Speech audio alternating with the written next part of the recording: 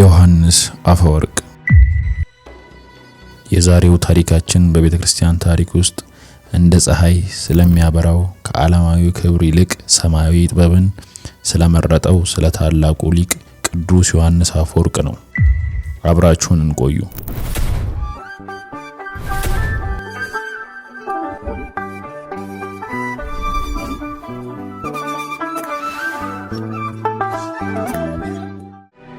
ዮሐንስ አፈወርቅ ተብሎ ከመጠራቱና የቤተክርስቲያን ምሰሶ ከመሆኑ ከብዙ ዓመታት በፊት መንገዱ ፍጹም የተለየ ነበር።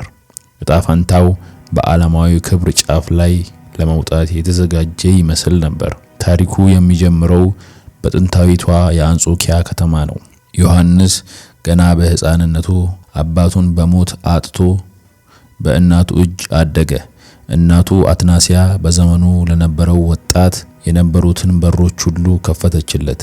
ልጇ በዘመኑ ከነበሩ እጅግ ታዋቂ መምህራን ዘንድ ፍልስፍናንና የንግግር ጥበብን እንዲማር አደረገች። ዮሐንስ ተማሪ ብቻ አልነበረም። አእምሮ እንደ ስለት የሰላ፣ የማስታወስ ችሎታው አስደናቂ፣ የማመዛዘን ብቃቱ ደግሞ ከእድሜው እጅግ የቀደመ ነበር።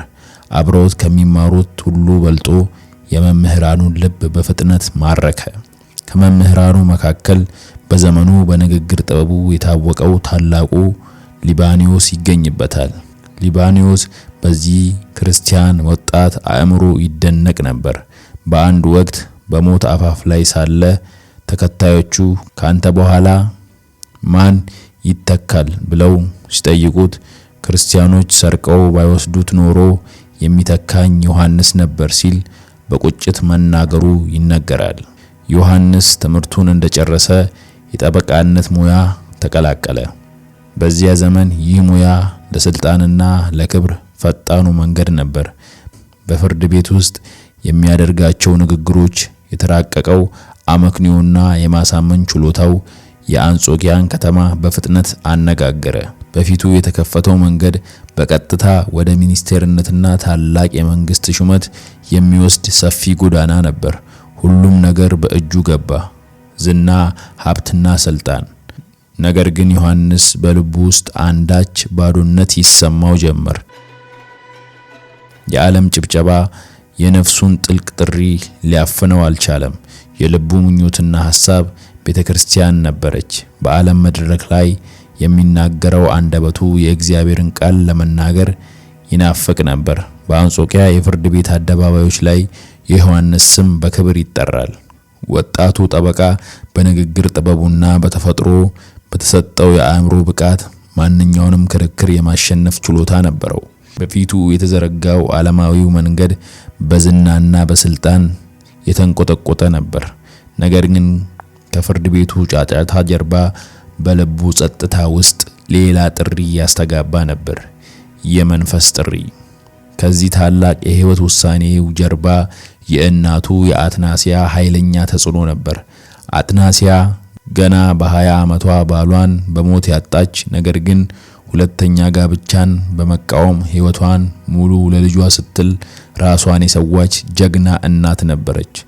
ልጇ ዓለማዊ ትምህርትን እንዲቀስም ብታደርግም ከልጅነቱ ጀምሮ በልቡ ውስጥ ያልተነቀነቀ የእምነት ዘር ዘርታ ነበር። ያ ዘር በዓለማዊው ስኬት አፈር ስር ተደብቆ ቢቆይም ጊዜው ሲደርስ ለመብቀል ዝግጁ ነበር። እናም ዮሐንስ ውሳኔውን ወሰነ። ለፍርድ ቤቱ ክብርና ዝና ጀርባውን ሰጥቶ ፊቱን ወደ ቤተክርስቲያን አዞረ። ያ በሕግና በፍልስፍና የተራቀቀው አእምሮ የቅዱሳን መጻሕፍትን ጥልቅ ምስጢር ለመመርመር ተነሳ። ያ በክርክር የተካነው አንደበቱ የፈጣሪን ቃል ለመመስከር መዘጋጀት ጀመረ። በወቅቱ እንደነበረው ልማድ ጥምቀቱ ወዲያውኑ አልነበረም። ለ3 ዓመታት ያህል በጳጳሱ በመላጢዮስ እግር ስር ተቀምጦ የክርስትናን መሰረታዊ ትምህርቶች በጥልቀት ተማረ። በመጨረሻ በ23 ዓመቱ ለዓለማዊ ስልጣን የታጨው ሰው ተጠምቆ አዲስ ፍጥረት ሆኖ ተወለደ። ወዲያውኑ ጳጳሱ መላጢዮስ በዮሐንስ ውስጥ ያለውን ልዩ ጸጋና ትጋት ተመለከቱ።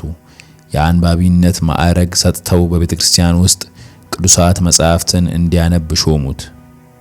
ለዮሐንስ ይህ ገና ጅምሩ ነበር። መንፈሳዊ ረሃቡ ከዚህም በላይ ነበር።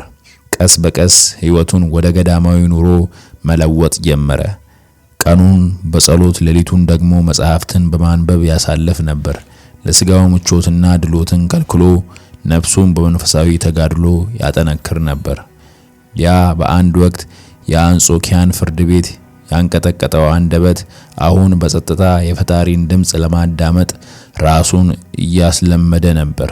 ዓለም ሊሰጠው ያሰበውን ጊዜያዊ መንበር ንቆ በሰማይ ላለው ዘላለማዊ ክብር መዘጋጀት ጀመረ። የዮሐንስ መንፈሳዊ ብርሃንና የአእምሮ ብስለት በጨለማ ውስጥ እንደበራ ሻማ ሊሰወር አልቻለም። የአንጾኪያ ሕዝብና ካህናት በዚህ ወጣት ሊቅ ቅድስናና ጥበብ ተማረኩ። ብዙም ሳይቆይ ስሙ ለአንድ ታላቅ ኃላፊነት መነሳት ጀመረ፣ ለጵጵስና። የቤተክርስቲያኑ ሕዝብ የዮሐንስና የቅርብ ጓደኛውን ባስልዮስን ለዚህ ታላቅ መንፈሳዊ ሹመት በአንድ ድምጽ መረጣቸው። ለሌላ ሰው ይህ ትልቅ ክብርና የሕይወት ዘመን ስኬት ነበር። ለዮሐንስ ግን ይህ ሊሸከመው የማይችለው ከባድ ሸክም፣ የማይገባው ታላቅ ክብር ሆነበት። በልቡ ውስጥ ትልቅ ትግል ጀመረ። በአንድ በኩል የቤተ ክርስቲያንን ጥሪ የመቀበል ግዴታ፣ በሌላ በኩል ደግሞ የራሱን አለመገባትን የሚያውቅ ትልቅ ትህትና። እኔ ማንነኝና ነው የክርስቶስን መንጋ የምጠብቀው? ይህንን ታላቅ ኃላፊነት ለመሸከም የሚያስችል ቅድስናም ሆነ ጥበብ የለኝም ሲል ከራሱ ጋር ተሟገተ። እናም ዮሐንስ ከስልጣን ለመሸሽ ወሰነ። ነገር ግን ዝም ብሎ ቢሸሽ ጓደኛው ባስልዮስም ብቻውን ለመሾም ፈቃደኛ እንደማይሆን ያውቅ ነበር። ስለዚህም አንድ ብልሃት የተሞላበት እቅድ አወጣ። ወደ ጓደኛው ወደ ባስልዮስ ሄዶ ወንድሜ ሆይ ሕዝቡ እኛን መርጦናልና በአንድ ላይ እንሾም አለው። ባስልዮስ ዮሐንስ ከተስማማ እሱም ለመስማማት ዝግጁ ነበር። አንተ እምቢ ካልክ እኔም አልሾምም፣ አብረን እንሾማለን በማለት ቃል አስገባው። ባስልዮስም የጓደኛውን እውነተኛ ሐሳብ ሳያውቅ በደስታ ተስማማ። የሹመቱ ቀን ሲደርስ ግን ዮሐንስ የትም ተፈልጎ አልተገኘም። ሆን ብሎ በሚስጥር ተደበቀ። ባስልዮስ በጓደኛው ቃል ኪዳን ታስሮ ብቻውን ለሹመት ቀረበ። እምቢ ለማለትም ሆነ ለማምለጥ ጊዜ አልነበረውም። እናም ባስልዮስ ብቻውን የጵጵስናን ማዕረግ ተቀበለ። ይህ ዮሐንስ ስልጣንን ምን ያህል እንደሚሸሽና ለራሱ ከነበረው ዝቅተኛ ግምት የተነሳ ጓደኛውን እንኳን ለማታለል ያልሰነፈ መሆኑን የሚያሳይ ነበር። ዮሐንስ ከዓለማዊ ስልጣን ብቻ ሳይሆን ከመንፈሳዊ ስልጣንም ሸሸ። በጸጥታ በብቸኝነት ፈጣሪውን ማገልገል መረጠ። ነገር ግን ሰው ከእግዚአብሔር እቅድ ማምለጥ አይችልም። ከዓመታት በኋላ የታላቋ የቁስጥንጥንያ ከተማ ፓትርያርክ ሲያርፍ የንጉሱ ዓይን በአንጾኪያ በሚኖረው በዚህ ትሁት ሊቅ ላይ አረፈ። ዮሐንስ እምቢ እንደሚል ስለሚያውቅ ሌላ ብልሃት ተጠቀመ። የአንጾኪያው ገዥ ከከተማ ውጪ ወዳለው ቤተክርስቲያን አብረኸኝ ሂድ ብሎ በሰረገላ አስቀመጠው። ዮሐንስም ተስማማ። ነገር ግን ሰረገላው ወደ ቤተክርስቲያን ሳይሆን ወደ ቁስጥንጥንያ በሚወስደው መንገድ ላይ አቅጣጫውን ቀየረ። እዚያም የንጉሱ ወታደሮችና መኳንንት ይጠብቁት ነበር። በዚያች ቅጽበት ዮሐንስ ተረዳ። ከሸሸው ሹመት ማምለጥ እንዳልቻለ ገባው። ያለ ፈቃዱ ያለ ውዴታው በግድ ወደ ቁስጥንጥንያ ተወስዶ የምስራቁ ዓለም ታላቅ ፓትርያርክ ተደርጎ ተሾመ። የትህትናው ትግል በእግዚአብሔር ፈቃድ ተሸነፈ። ዮሐንስ ከሸሸው ስልጣን ሳያመልጥ የታላቋ ቁስጥንጥንያ ፓትርያርክ ሆነ። ነገር ግን በፊቱ የተዘረጋው መንገድ በክብርና በውዳሴ ያጌጠ አልነበረም። ይልቁንም በእሾህና በመከራ የተሞላ ነበር። በፓትርያርክነት ዘመኑ አፈወርቅ የተባለው አንደበቱ ሁለት ስለት እንዳለው ሰይፍ ሆነ። በአንድ በኩል ሕዝቡን በሚያጽናና በሚያስተምርና በሚያንጽ ጣፋጭ የማር ጅረት ሆነ። ስብከቶቹ የከተማዋን ሕይወት ለወጡ። ድሆች ተስፋን፣ ኃጢአተኞች ንስሐን፣ የተጨነቁ መጽናናትን ከቃሉ አገኙ። ቤተክርስቲያኗን ከስንፍናና ከሙስና አጸዳ። ካህናቱን ወደ ቅድስና፣ ምእመናኑን ደግሞ ወደ እውነተኛ ክርስትና መለሰ። በሌላ በኩል ደግሞ ያው አንደበት እውነትን ያለ ፍርሃት የሚናገር የእሳት ነበልባል ሆነ። የንጉሱን ቤተመንግስት ሙስና፣ የባለጸጎችን ስግብግብነትና የንግስቲቱን ከልክ ያለፈ ቅንጦት በአደባባይ ተቸ። እውነቱ ለኃያላኑ መራራ ነበር። በዚህም ምክንያት ብዙ ጠላቶችን አፈራ። በአንድ ወቅት ያደንቀው የነበረው ዓለም አሁን ሊያጠፋው ተነሳ። በሕይወቱ የመጨረሻዎቹ ዓመታት በግዞት በሕመምና በብቸኝነት ተሰቃየ። ነገር ግን አንደበቱ ዝም አላለም። እስከ መጨረሻ እስትንፋሱ ድረስ እውነትን ሲመሰክርና ሲጽፍ ኖረ። ዮሐንስ አፈወርቅ በመጨረሻም ከዚህ ዓለም ድካም አረፈ። ነገር ግን አንደበቱ አልሞተም።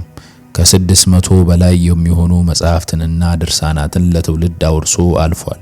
ቃላቱ ዛሬም ድረስ በዓለም ዙሪያ በሚገኙ አብያተ ክርስቲያናት ውስጥ ይመረመራሉ፣ ይሰበካሉ፣ ሕይወትንም ይቀይራሉ። ኢትዮጵያዊው ሊቅ አባ ጊዮርጊስ ዘጋስጫ ስለ እርሱ ሲናገር ይህንን የማይሞት አንደበቱን እንዲህ ሲል ገልጾታል። አንደበቱ ወርቅ ብቻ ሳይሆን ዕንቁ፣ ማር፣ ሽቱ አልፎ ተርፎም ሐሰትን የሚቆርጥ ሰይፍ ነው። የዮሐንስ አፈወርቅ ታሪክ አንድ ትልቅ እውነትን ያስተምረናል። እውነተኛ ኃይል የሚገኘው በስልጣን ወንበር ላይ ከመቀመጥ ሳይሆን ለእውነት ከመቆም ነው። ያ በዓለማዊ ክብር ያልተታለለው ከሹመት የሸሸው ትሑቱ ሰው በቅድስት ድንግል ማርያም አፈወርቅ ተባለ። ቃላቱም ከንጉሶች ዙፋንና ከጦር ሰራዊት ኃይል በላይ ዛሬም ድረስ በዓለም ላይ ተጽዕኖ እየፈጠሩ ይኖራሉ። አንደበቱ በእውነትም ወርቅ ነበር፣ የማይዝግ የማይጠፋ ዘላለማዊ ወርቅ። ውድ ተመልካቾቻችን ለዛሬ አዘጋጅተን ያቀረብንላችሁ የቅዱስ ዮሐንስ አፈወርቅ ታሪክ ይህንን ይመስላል። ዘውትር የምንለቃቸው ቪዲዮዎች እንዲደርሷችሁ ቻናላችንን ላይክ፣ ሼር እንዲሁም ሰብስክራይብ በማድረግ ቤተሰብ ይሁኑ። በሌላ ቪዲዮ እስክንገናኝ በቸር ቆዩልን።